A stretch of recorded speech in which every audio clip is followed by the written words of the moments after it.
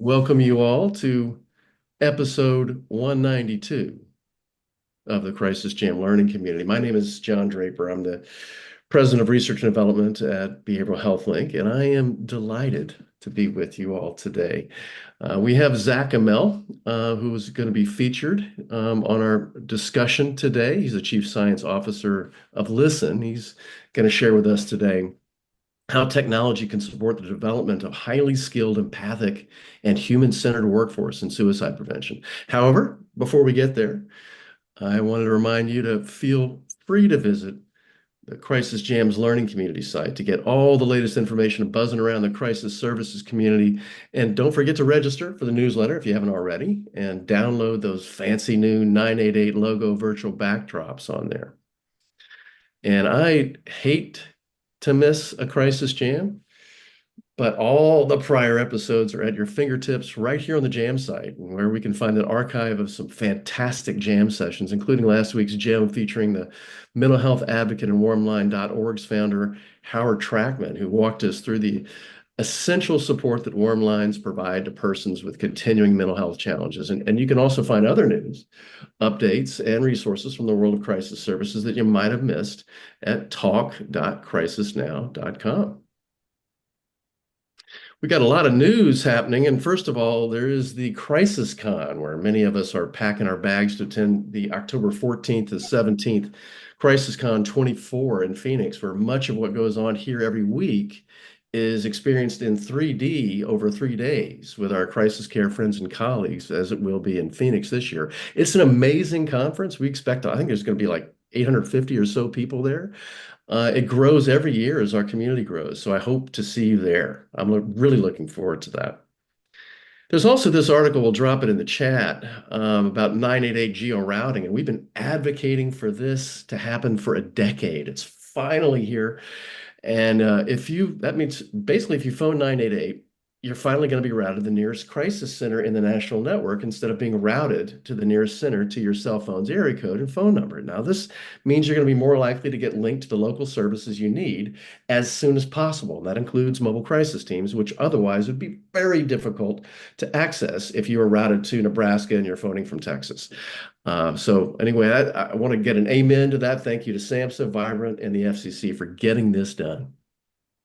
There's this other article that we'll be dropping in the chat here that CBS wrote about the recently released 988 report on its imminent risk policies. And Chris Drapo put out a report for Vibrant that suggested, among many things in the report, that about 1 out of every 100 calls requires an involuntary emergency response. Now, it's interesting data, and it notes that we all still have a lot more we can do to reduce involuntary care wherever possible. But it starts by using data to make us all more accountable so we can continue to do better. Check out that report. And again, you can just find it in the chat there. I think it's about time to check out this new segment. David, you're joined by a special guest for this segment. Tell us about Lived Experience Library and tell us about our guest. Thank you, John, and welcome, Silouan. Good to see you again, my friend. Hey, David. How's it going, buddy?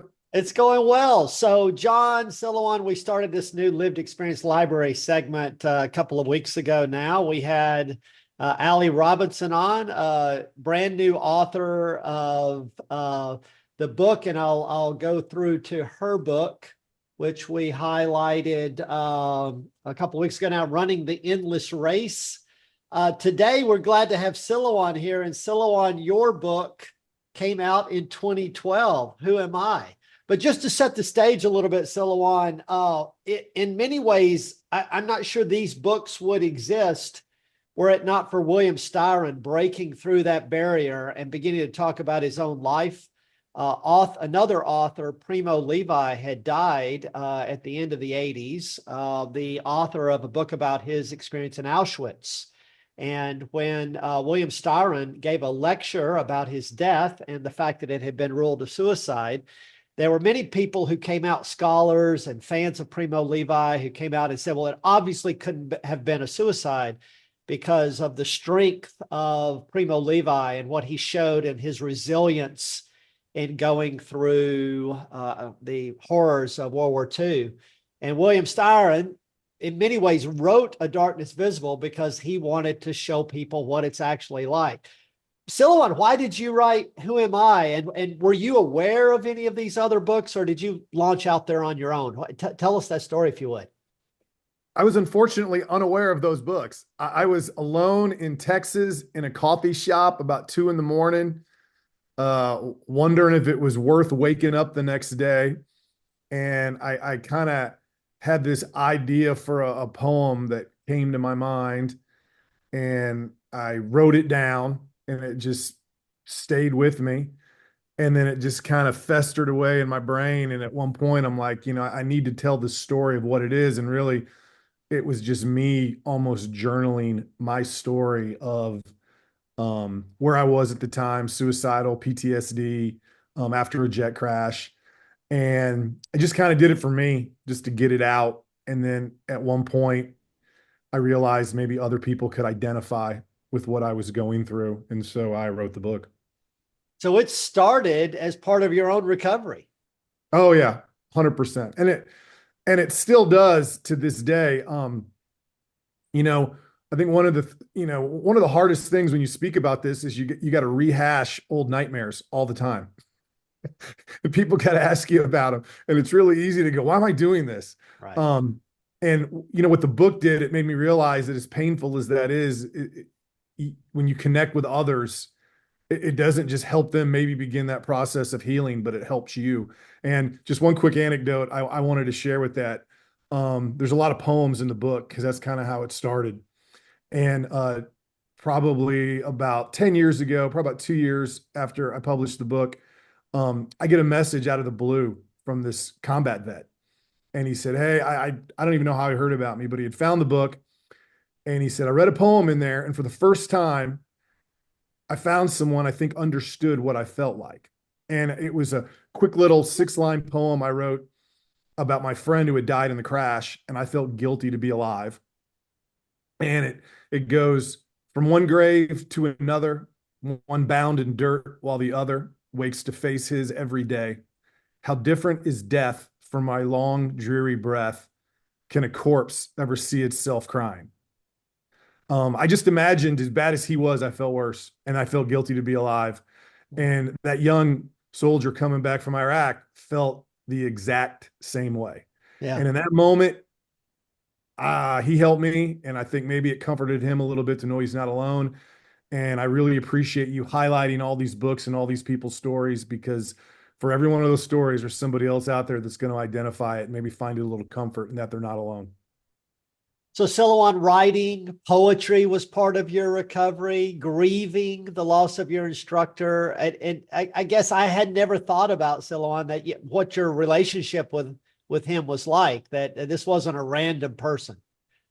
No, and honestly, I don't really talk about it a lot, but I will here. The hardest part of the whole thing, and I sometimes I wonder if I would have went to the dark place I did if it wasn't for this. It wasn't that we were great friends, but in that environment, you get to know each other well. Right. And the morning before the crash, 4 hours before he was dead, we're playing golf, and I'm a person of faith. I'm a Christian. I go to church. He was a devout atheist. And we have the entire time around the golf course, we're having a discussion, what happens when you die? Oh, my Lord. And I'm going, well, I think maybe you go to heaven, kind of thing. And he's like, nope, you're 6 feet under your worm food. And he was sure of it. And then 4 hours later, he's dead and I'm alive. And I'm going, why? And it wrapped my head in knots for a long time. One more thing I want to ask you about, Silouan. You and I, obviously, we did the Moving America's Soul on Suicide documentary together, and we wrapped those 6 stories around your story. But until looking more into your book, I wasn't aware of the story of Samuel. Talk just a little bit about Samuel in the book. Well, it's one of those things, like even people that appear tough, man, there's something always going on. And I think one of the reasons I put on a tough look was because there was that little boy inside that was a little scared, Now, again, I look back on my life before the Marines, I had a happy life. I mean, I really did. When you're in a dark place, you just think to those moments that are dark, but most things I wanted to accomplish, I accomplished. When I had tough times, I overcame them. I got great parents, but I don't even know where it comes from. But there was this little boy that was a little just scared of life, scared of like, are people going to really see? And so I always felt like I had to fight and I had to be tough and I had to be the best. And I think that's one of the reasons, when, after the crash, it was so devastating to me because it was almost like that little voice inside my head, that little boy that I didn't want people to see. Well, he's right. You're not as tough as you thought you were. That little boy also ended up being part of your salvation, Silouan. And hey, we so appreciate you putting these experiences to text and sharing them with us. I think these kinds of books are transforming our work. And thanks for being on, Silouan. Yeah, man. I love you, buddy. Thanks for Love what you're you. doing. Good to see you, Silouan. Thank you, David. I love this new segment, which is really, I'm sure many of you are aware of the suicide contagion effects, known as the Werther effects of when we talk a lot about suicide and the methods of suicide can actually create more suicides, a contagion effect. The opposite is true. Contagion effect for Papageno, when we tell stories of hope and recovery, it spreads hope and people want to seek a meaning in their life and a life worth living. So I'm smelling smoke right now because it's I think it's coming from the hot seat. We don't have any volunteers today, but we could find them perhaps in the chat. Let's see if there are any volunteers who are willing, brave souls, willing to come forward and brave the hot seat, which is I'm not sure if it's particularly hot today, but it's certainly warm. So let's see if there's anybody here who's willing to come forward. Looking in the chat. Um, any volunteers? Let's see. Oh, I don't see any volunteers. All right, well, I think we're going to herd everybody here then into the hot seat, the entire Crisis Jam community. And we're going to go through this particular hot seat trivia question is a challenging one. So from the first chatbot, Eliza created in 1966 to simulate therapy by repurposing answers users gave.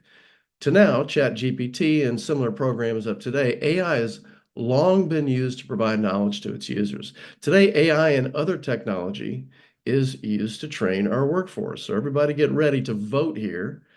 John, we have a volunteer in Sarah Bristow. Oh, Sarah is here. Oh, there she is. Sarah, you are a brave soul. Come forward and tell us a little bit. Let's spotlight Sarah if we can. Sarah, tell us about who you are, where you're from, and thank you for coming forward. Can everybody hear me? I hear you. Oh, Sarah, you're in a car. Oh yeah, I'm always doing my Zoom meetings in the car. Oh, yeah. So you're a multitasker. Yeah. Tell us Um, about you, Sarah. my name's Sarah. I am a person in long-term recovery. I'll be celebrating 5 years in January. I am also the program supervisor and parent community advocate at a little nonprofit in central Wisconsin called Three Bridges Recovery. I'm so glad that you're with us today, Sarah. Thank you for joining us and love the work you're doing. So here's the question for you and for everyone else to be pondering. What of the following is a key advantage of using AI in workforce training and development? So the first choice is AI can fully replace human trainers. Or B, AI algorithms adapt training content based on performance. C, AI limits ability to develop soft skills.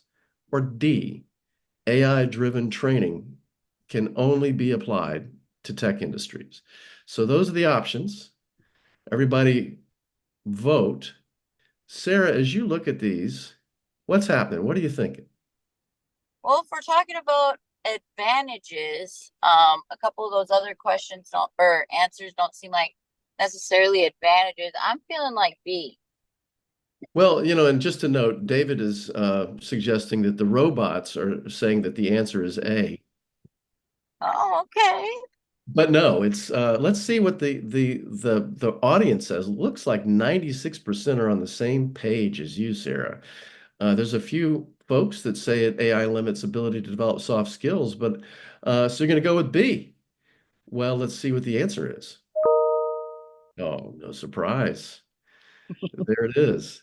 I do actually wish it was A. So then right after A, that AI can fully replace human trainers, I could then turn it over to Zac Imel, who would then have to try to justify the AI workforce approach in a very different way. But I'm so thrilled, and we should all be thrilled to have Zac Imel with us today. He's going to explain what technologies actually can do for us in ways that augment our strained workforce and not replace it.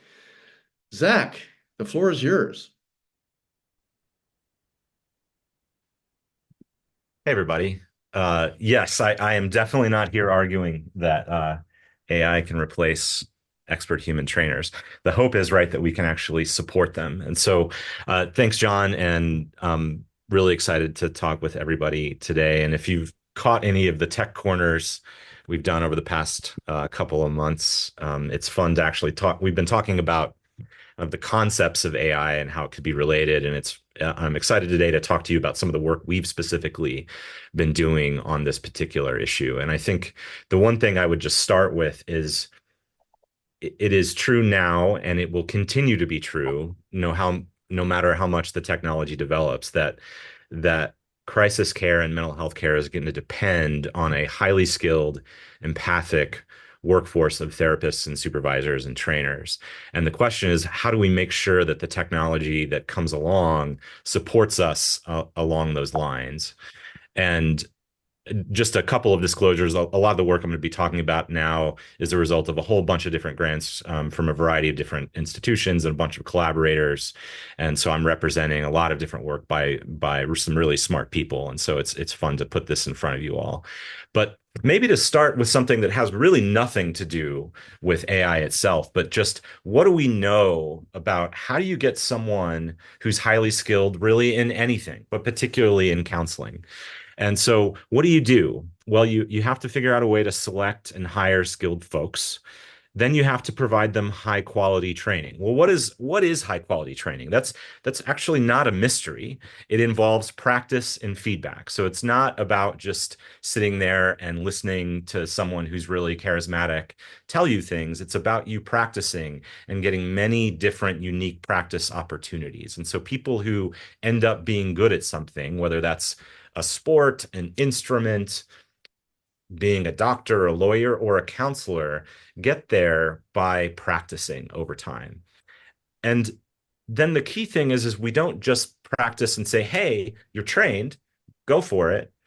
We then measure skill use over time.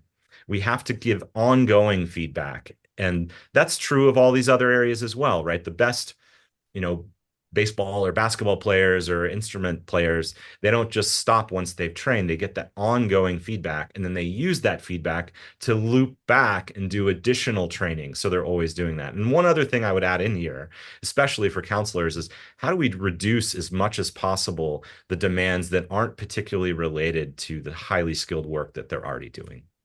So the problem for crisis care is the scale, right? There's so many calls, and we're trying to train such a large workforce that how do we maintain that level of quality in terms of training and feedback when we're trying to do so much work? And the problem is it's expensive to do really good training with experts. There's just not a lot of expert trainers out there. There's high turnover where we're constantly doing this work. It takes a long time. And then ongoing quality improvement is just really expensive to do.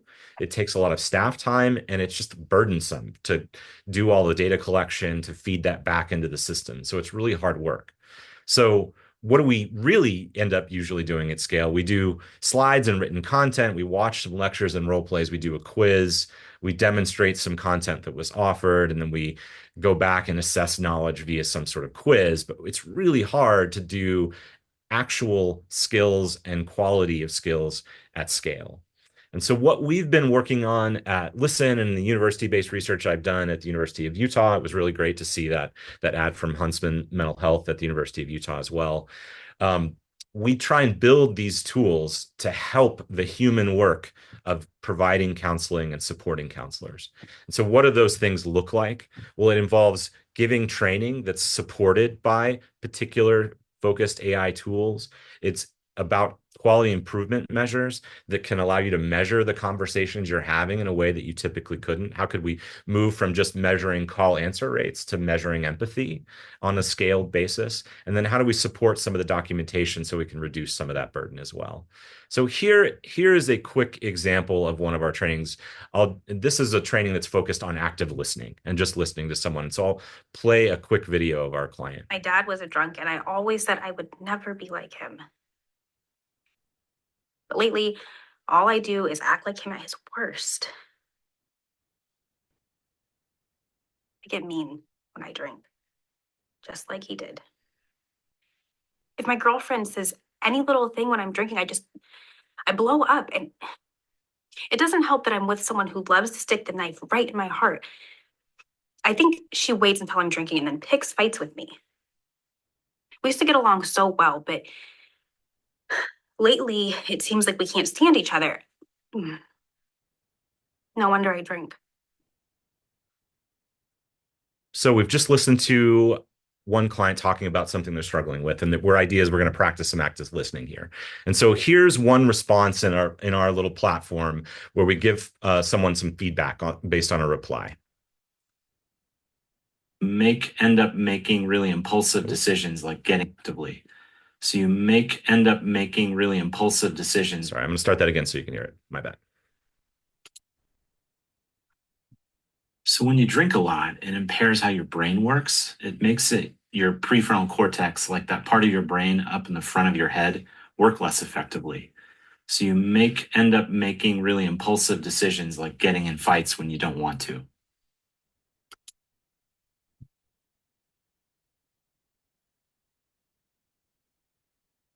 So what you see here is our counselor here, who his voice might be familiar to some of you, was well-meaning, but ended up giving a little bit of a lecture on how the brain works when you are drinking alcohol, which might be good information, but certainly isn't active listening. And so let's move forward and see a different example where we're just asking a nice open-ended question. Tell me more about how this has affected your relationship.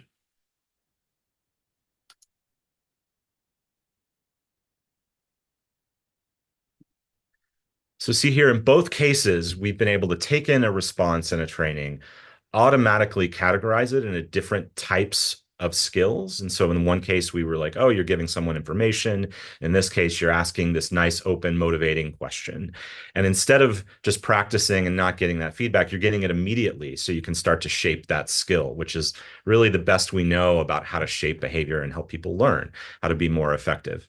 And so we are building a variety of these different trainings. That one's focused on active listening. We have one that we just built with Dave Jobs on suicide prevention that's going to be released very soon. Really excited to get that out to this community, where we can do the same thing, working on active listening skills, but also working on very specific risk assessment questions and other sorts of things there. And so we can make scaled training with feedback a little bit more easier to pull off, so you can have trainers who are supporting this work. The next piece of that is doing what we would call AI-assisted quality improvement. And let me give you a little bit of nerdy background on what I mean by that. So what we're talking about is, instead of humans listening to calls, we have an algorithm. It's called machine learning, but it's really a statistical algorithm that listens to the words and the sounds in a conversation and predicts whether or not that conversation had a provider who was asking about current suicidal ideation, asking about a current plan or method, intent or means. And then we can assess is that model as accurate as a human being is in assessing whether or not those skills are present? And we've just published this year one of our first papers demonstrating that if you have enough training data that's of a high quality, you can really do a good job assessing whether or not those skills were present. And then we can use that to give feedback. And so here's just an example we've done with one of our partners in around almost 1,400 crisis chats showing the range of empathy across them, where you've got a whole bunch of conversations that are really high in empathy, where they're using lots of reflective listening skills, doing all that sort of stuff. But then each of these dots is a conversation. We've got some examples where there's relatively few reflections or affirmations, and the algorithm is checked. The empathy was a little bit lower here, and it might be a topic where we'd want to dig in a little bit more and get a trainer to look and see what's happening there. Here's another example of zeroing in on around 71 different call takers from those 1,400 chats and asking what proportion of call takers chats included any risk assessment at all. And so we range from 100% of call takers doing a risk assessment down to sometimes just 20%. And here is an example where you can actually look where we've flagged a conversation as including some possible indications of suicidality, but there was no evidence of a risk assessment in that call. And so might be one we'd want to follow up on in a supervision conversation.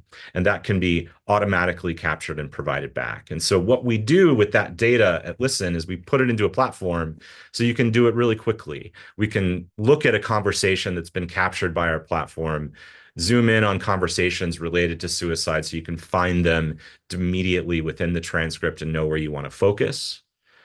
Then you can zoom in on a particular focus on risk assessment, where you're looking at where in these conversations were there statements from the caller about risk, or were there assessments from the actual counselor. And so then you can zoom in and see, oh, here's exactly what they said and when. And I can use that to do much more data-based supervision, where I'm not having to manually scan everything myself, because you just can't possibly do that. And you can do a much more detailed review of the sessions where you think you really want to. We can rate things like the quality of empathy, collaboration. These are all trained by human observers who are rating these conversations and then using those to train those models.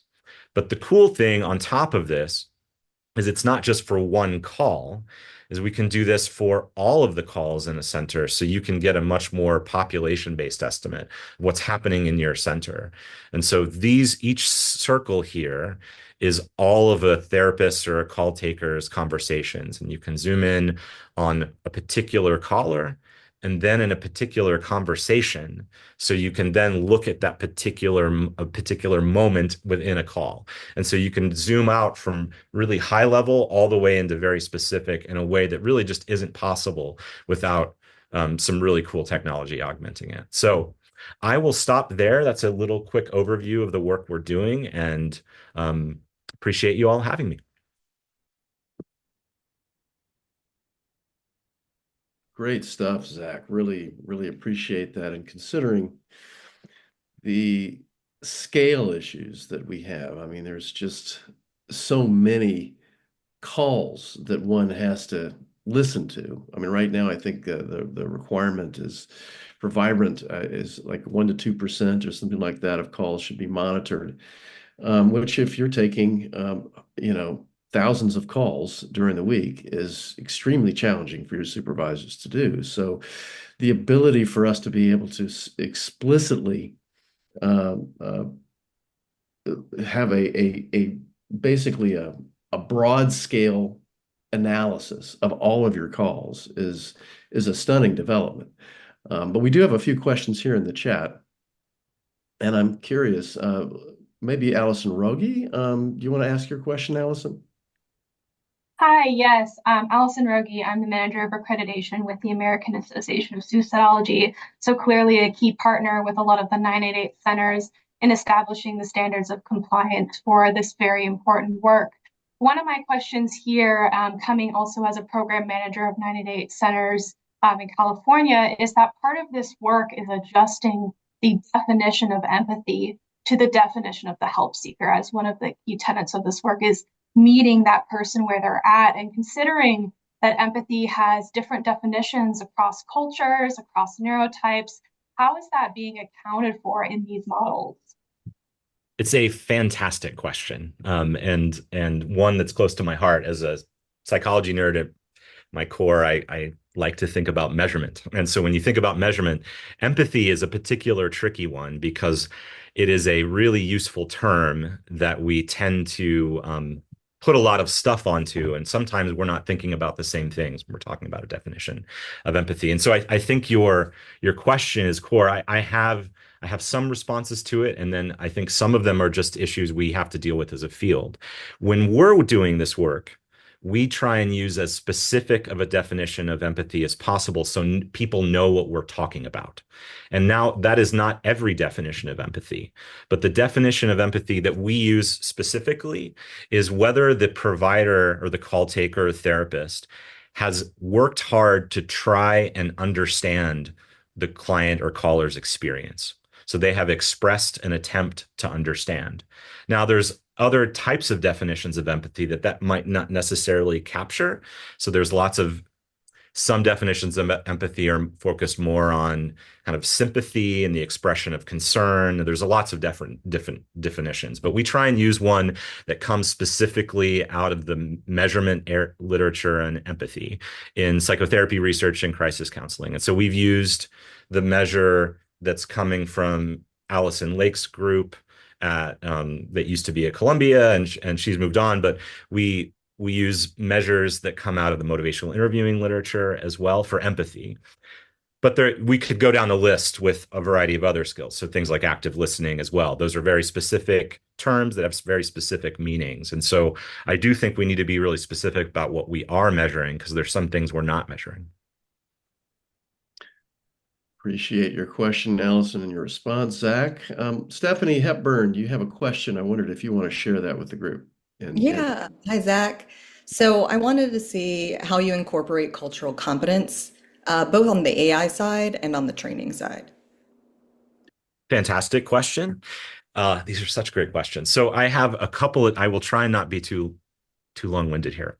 So I think there's two real key considerations. One is, how do you address potential bias in the models, right? So often for people, if they've heard one thing about AI, it's that it's biased, right? And so if you're training AI models to recognize counselor behaviors, how do we make sure that it is equally sensitive and accurate across different types of cultural groups? And so that is one thing we've taken really quite seriously. If you go on our website, we have our first bias report that we put out on the performance of our models across different groups. As far as we understand, it's the first of its kind for folks who are developing these types of models. We just finished our second one, and we'll be putting that out hopefully in the next couple of weeks, maybe a month. And we've committed to doing that annually, where we're regularly assessing performance of our models. Now, there are lots of different ways to assess bias, and I think as the field of AI and mental health care evolves, we're going to end up having lots of conversations about what are the particular ways we're going to evaluate those sorts of things. But I think it's a question we need to keep thinking about. So that's one piece. The second piece is, can we actually assess things like cultural competence using these tools? I think there's a great discussion and debate to be had there. I tend to think of cultural competence as a skill like other skills that can be measured. And one of the things we do, my background's in counseling psychology, and a lot of my colleagues and I put a lot of work into trying to measure skills like cultural competence. I have good colleagues at the University of Denver and the University of Utah have developed a construct called a multicultural orientation framework that focuses a lot on cultural humility and how do we maintain that stance. And so we have built and are about ready to release a training platform that gives feedback on cultural competence in similar style to what you just saw related to active listening, where we have had human raters rate thousands of responses to specific vignettes and give feedback on whether or not someone is being sensitive to a client's cultural identity to try and help shape some of that behavior over time. And I think we need as much feedback as we can get, and it's not going to replace a really good expert trainer.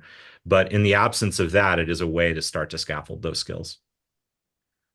Thank you, Zach, and thanks, Stephanie. Mary Giliberti, you've got an interesting question in here. We've got a number of interesting comments and questions. Mary, do you want to share your question with Zach? Sure.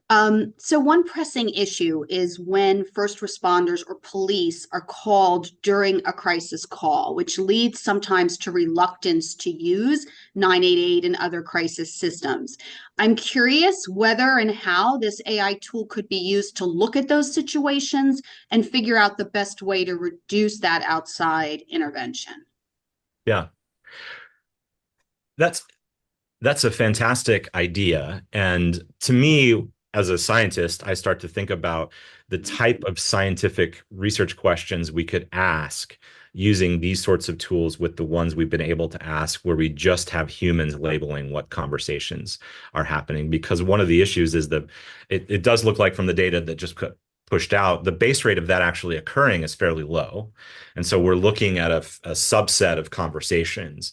And the thing that a tool like this would allow is a really detailed analysis of what happened during those calls, right? And so not just at the conversation level of did active listening occur, yes or no, or did crisis or risk assessment happen, yes or no, but during the conversation, how did those different interventions unfold? When did they happen? How did they predict the course of the conversation? Did the client become more or less distressed when the counselor used A or B behavior? And really starting to do much more detailed, what we would call in my psychotherapy research background, a process and outcome research on what are we doing and how does it lead to specific types of outcomes? And my hope is, and when we first started writing grants on this stuff in substance use area in 2008, that this would lead to a really generational shift in the types of research we can do on conversations like this. Yeah, that's fascinating, Zach. You know, that a lot of the changes in the National Suicide Prevention Lifeline and practice were informed by process and outcome research or evaluations that took years for them to collect the data, analyze the data, and publish the data, and it have an impact.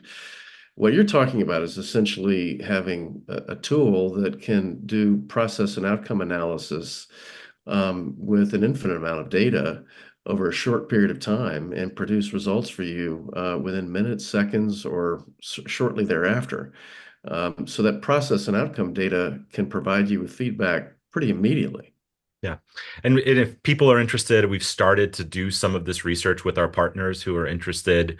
And we've got a paper that's in the JAMA network that just came out several months ago that's looking at, I think we had around 22 million conversations in there where we were look at things like empathy and active listening and how that corresponded to client satisfaction, retention, changes in distress.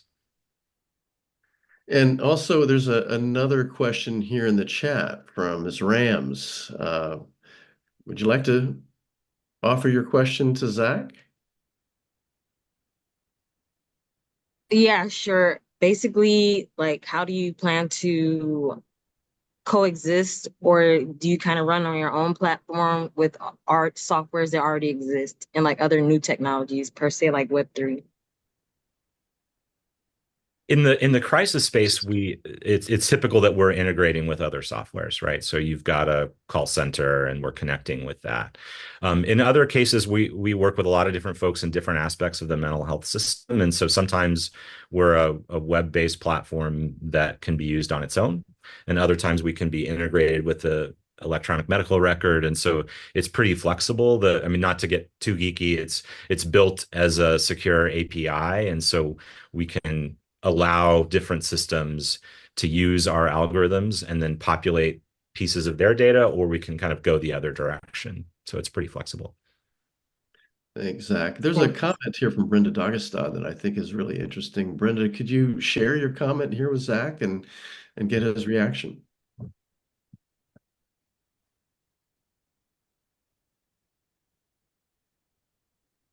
Brenda, are you here? Or are you? Well, I can share it from the chat, and I'm curious what your thoughts are, Zach. She says, algorithms are good for data, but bad for individuals. I feel it would broaden the clinical and peer divide. Again, not a common it's a common concern among many. I wondered if you had some thoughts on that. Well, it's a concern that has a lot of reasons behind it because it has done that at times where people have used data in a way to essentially take the humanity out of people, right? And to sort of aggregate us into almost out of existence, right? Where our unique individual and idiosyncratic selves and cultural selves are not captured. And so I think it's a real concern. And I think I'm kind of in the middle of this conversation where I think the dialectic is true, where it is also true that it's really hard to make system level decisions about what is the best course of action without good data. And so, because otherwise we're making it based on our own idiosyncratic perspective, which could not be very representative of different types of cultural groups and stakeholders. And so, how do we integrate those two? Our hope when thinking about these types of algorithms is that it becomes another source of data. And so just like some of the early research in crisis counseling that was really impactful in learning what are the things that we think we're doing in crisis calls that we're not, we'd also like to start to know at scale, like we really want to make sure we're doing a really great job of being supportive and doing great active listening and supportive counseling with the people who are calling. Is that happening, right? And how do we assess that in a way that's reliable? And then how do we use it in a way that's informed both by the individual we're working with, but also our knowledge of data more generally? And so I think we do have to try and do our best to integrate those things as much as possible. You know, Brendan, Zac, when I think about peers in AI, actually, I could imagine that peer support in particular is so unique that it is going to be beyond AI to the extent that AI has no lived experience, no matter how accurate the empathy sounds, no matter how genuine it sounds. The I've been there stories, and here's how I got through it, which can be so powerful and so meaningful and give a person hope who doesn't feel it otherwise. That comes from peers, and that's a very unique aspect that AI can't touch. But I really appreciate the questions, appreciate your presentation, Zac, appreciate the interaction with all of our crisis jammers. This is terrific. And I'm sure we'll see you around here soon at the Tech Corner, Zac. Thank you, everybody. Really appreciate the questions. Great to connect with you. Take care. Let's turn now, if we can, to the SAMHSA updates from our good friend John Palmieri, who's the Deputy Director at the 988 office. Welcome, John. Thanks, John. Good to be here. It's been a minute since I've been on the Crisis Jam, so happy to see everybody, and really appreciate this great discussion today. So I just wanted to provide a few quick updates on some of the work that's happening across SAMHSA and with some federal partners.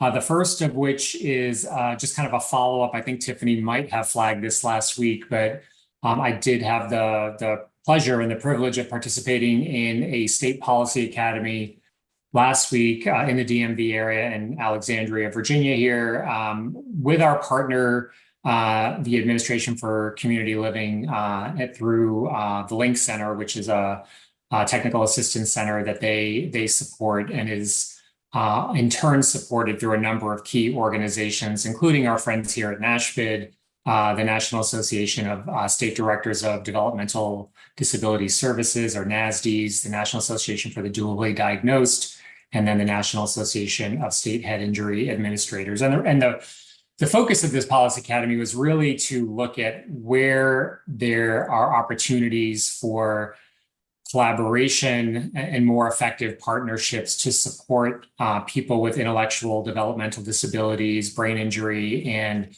mental health and substance use concerns, given that we know, unfortunately, that where the system fails, the system often fails them most profoundly. And these are often the people who end up getting stuck in emergency departments because the system is so siloed and really doesn't have the adequate capacity or the collaboration to be able to support individuals where and when they need the support. So there were some amazing conversations as part of this Policy Academy. I want to thank the 6 states that participated, including Georgia, Kansas, Maryland, Ohio, Virginia, and West Virginia. More conversations obviously to come, but a tremendous amount of interest and consensus and enthusiasm for breaking down silos to better serve these individuals and their families. So more to come there. I also wanted to provide a quick kind of behind the scenes update. I know many of the people on this call have been involved or have heard of work that we're doing at SAMHSA related to refinement of crisis service definitions and standards, as well as how that will lead into an updated draft version of the national guidelines. There were a number of convenings that happened over the course of the summer focused on that. And so that work is continuing in terms of refinement of draft documents that will be put out and posted for public review and public comment later this fall. So we'll be looping back around to this group with updates. I imagine we are working very quickly, so I imagine this is going to be on the order of weeks rather than months, but we'll provide more information as I have it. And then last, but certainly not least, I just wanted to add to your earlier comment, John, about geo-routing to let people know if they haven't been tracking this, that the FCC has put out a third notice of proposed rulemaking related to geo-routing, which will require carriers, all telecommunications carriers, to activate geo-routing. We have talked about the activation for some of those carriers already. But this proposed rule would require activation across the board for all carriers and sets an implementation timeline for carriers depending upon whether they're larger national providers versus smaller non-national providers. So in that proposed rule, there's a timeline for that. And then also of note, that proposed rule also includes a requirement for adoption of geo-routing for text, which is not something that currently exists. And so I'm happy to put that in the chat. There is an open commission meeting where this is scheduled to be covered on the agenda on October 17th for those of you who may be interested in more information.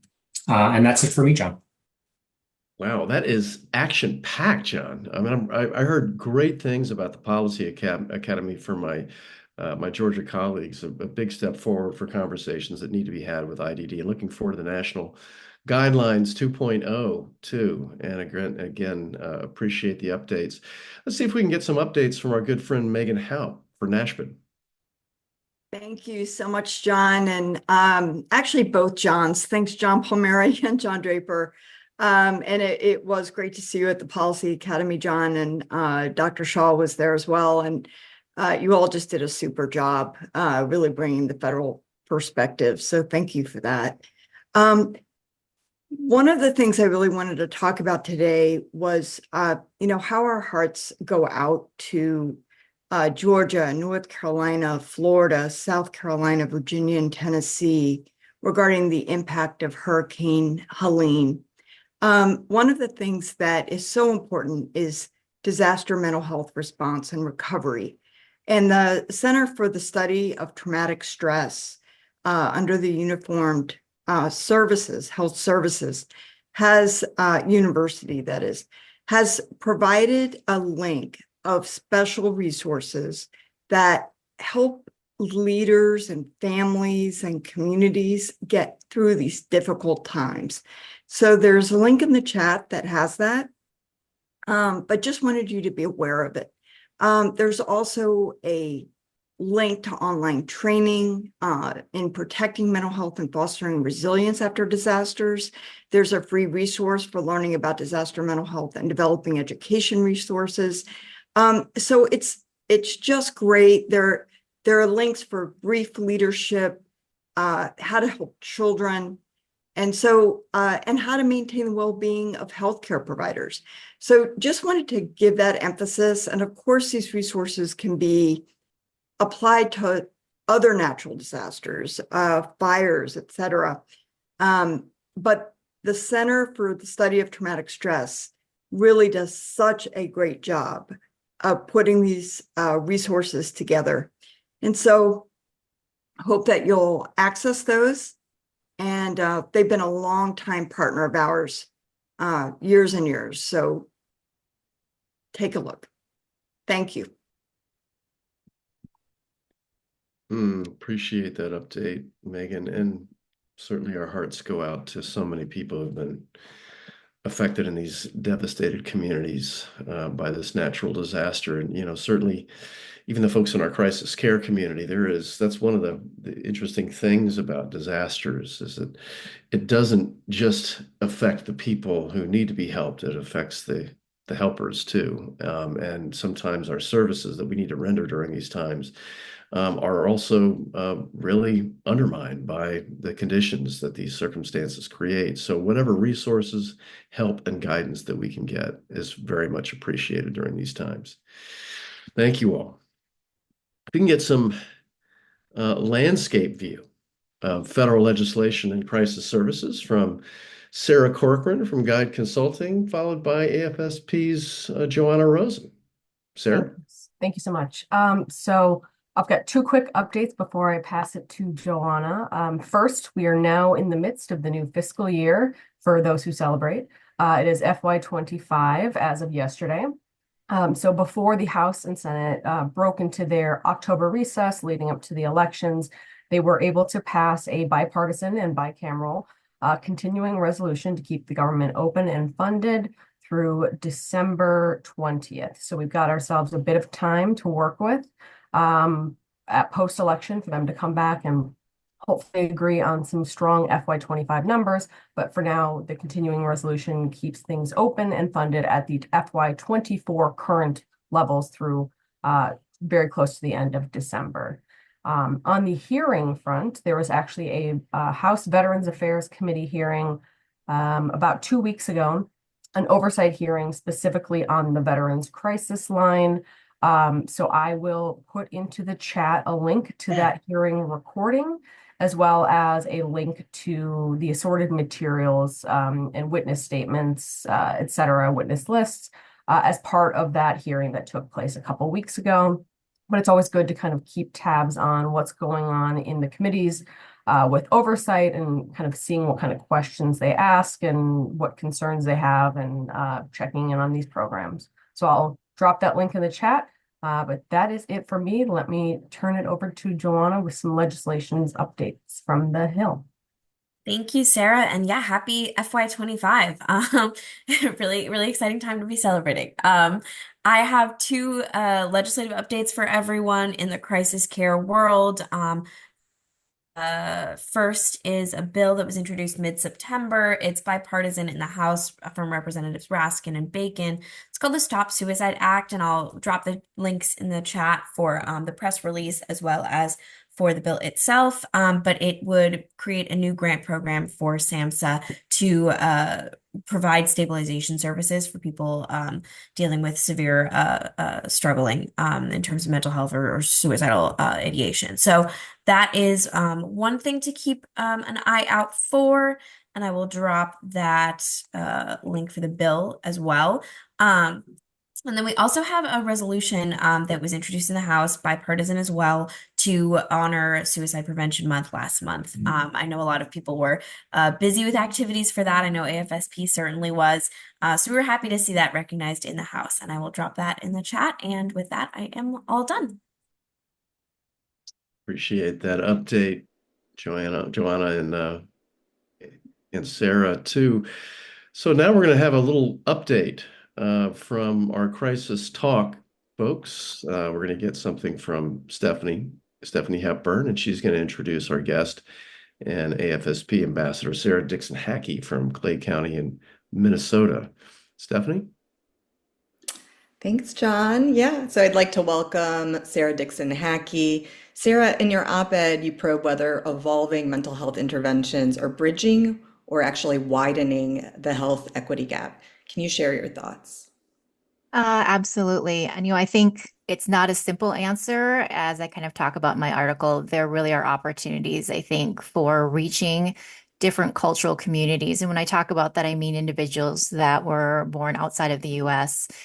Specifically, I think for the groups that I work with, which are asylum seekers and refugees, there's a lot of work that needs to be done. And so as we continue pushing forward with both crises and daily interventions, there's the potential that if we're not taking the time or slowing down to kind of modify or modulate ourselves to these differences, that we're going to potentially really widen that gap. You talk about cultural context, and I thought it was really interesting. You were talking about whether a person comes from a collectivist or individualistic culture, and so I wanted to see your thoughts on that and how that is widening the gap, or how that has to be paid attention to.